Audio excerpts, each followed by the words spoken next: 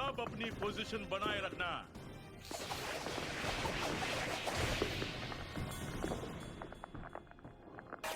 जरा संभल के मेरे भाई, बेवजह इतनी सारी हत्याएं, इससे क्या फायदा है? तुम मेरी बात मानो या ना मानो, युद्ध की शुरुआत इसलिए हुई क्योंकि एक इंसान मारा गया था। रुको, क्या सिर्फ एक इंसान के कारण करोड़ों लोग मारे गए? हाँ, शायद मैंने कुछ आसानी से समझा दिया। अच्छे से बताओ, आखिर क्या हुआ था?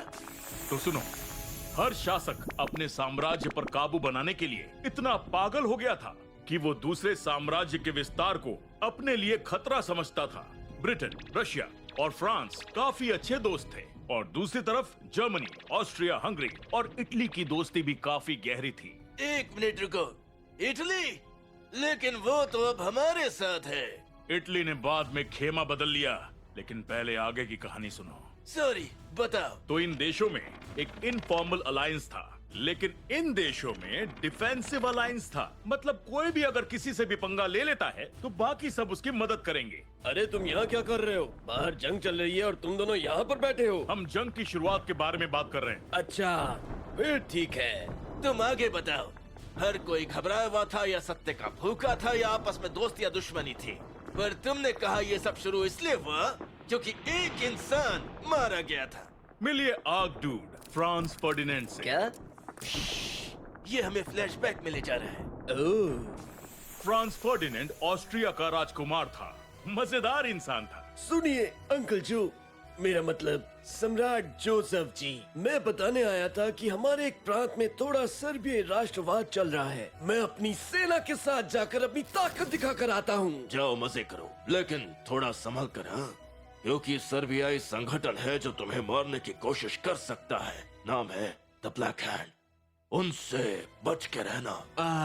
ओके, कोई नहीं, मैं उनसे भी निपट लूंगा। ब्लैक हैंड संगठन फ्रांस फर्डिनेंड और उसकी बीवी तक पहुंच गए। दोनों की गोली मारकर हत्या कर दी गई और उसी के बाद इस युद्ध की शुरुआत हुई। उन्होंने उसकी बीवी को भी मार दिया? ये क्या? वो भी काफी निर्दयता से। तुम्हारी शादी हो गई ना? हाँ, 2 बेटियां भी है। मैं अपनी छोटी बेटी से मिल भी नहीं पाया इस युद्ध की वजह से, और इसलिए मैं इस युद्ध से जिंदा बच निकलने के लिए जी जान लगा। ओए, तू यहाँ कहाँ से आ गया? ये ले, तेरा काम तमाम। अरे नहीं, घाव तो काफी गहरा है। बचाओ मुझे, मैं अपनी बेटी से मिलना चाहता था।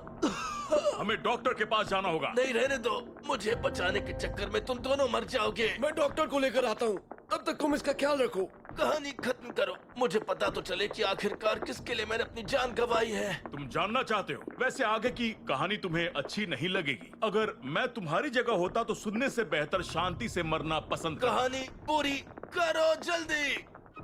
तो सुनो, पहले तो उन लोगों ने इस बात की परवाह नहीं की कि फ्रांस मारा गया है। वैसे ये बात अच्छी नहीं है, इसके बावजूद वहाँ शांति नहीं फैली थी। लेकिन फिर सर्बियो,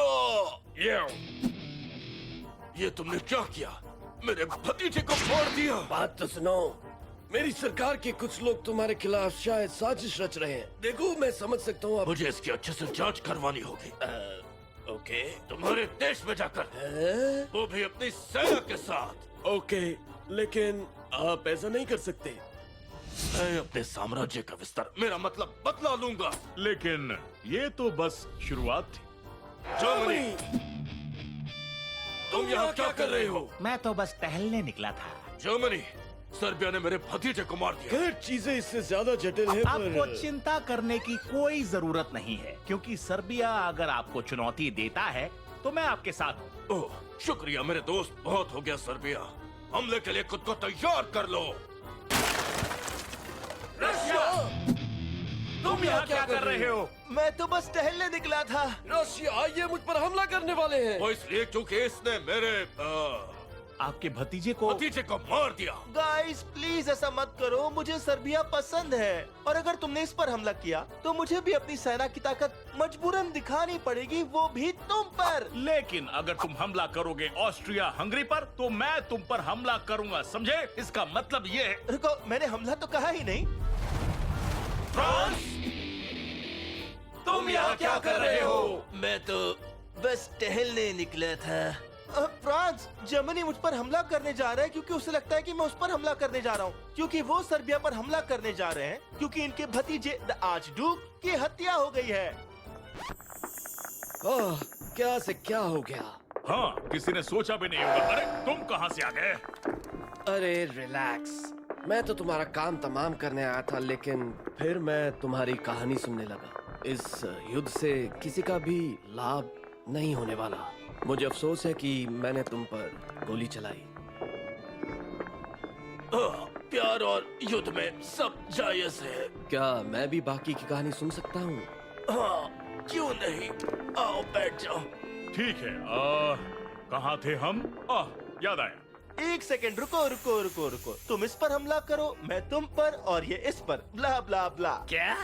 और क्या चल रहा है यहाँ पर?